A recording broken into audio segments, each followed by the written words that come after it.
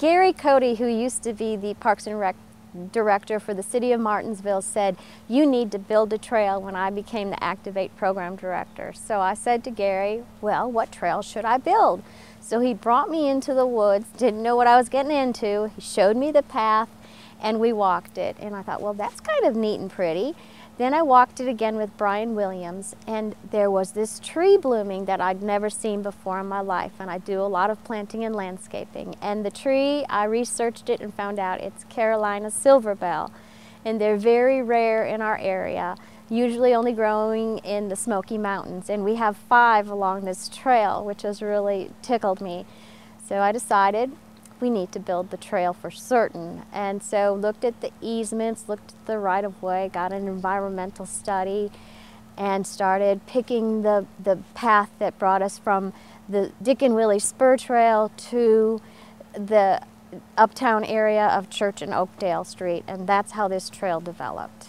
You are in the middle of the city and in the heart of the woods. It's just awesome. There's moss, there's ferns, there's ivy, there's decaying trees, there's beautiful rocks, there's a little stream.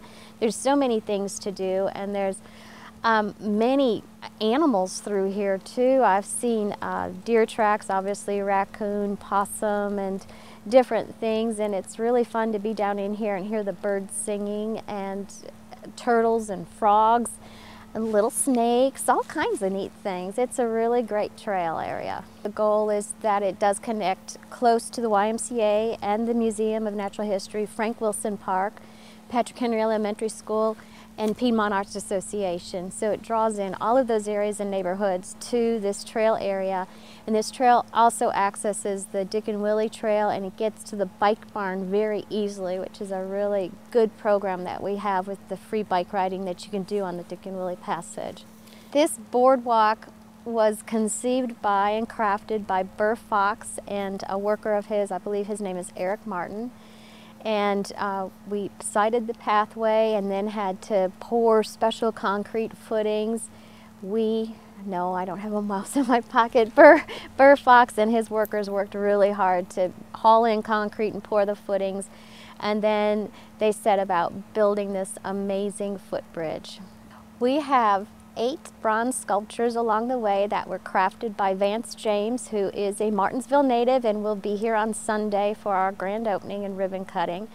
And he has crafted some beautiful pieces, a bunny, a grasshopper, a trout, a quail, a dove, a snake, and I don't know if I caught them all, a turtle and a frog.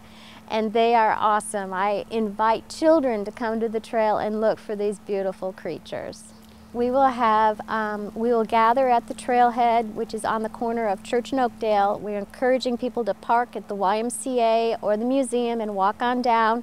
Use the new crosswalk lights to get across the street safely. And gather around 3:30. We'll have a little celebration and speeches and a ribbon cutting, followed by music along the trail. And I have 5 stations of music, so the carolers, if you will be stationary, and the patrons visiting the trail will be able to walk by and enjoy the music. So they can walk out the quarter-mile distance, turn around, walk back up, and pause and listen to the music as they go. Once they finish, there's of course hot cider and cookies to be served at the trailhead.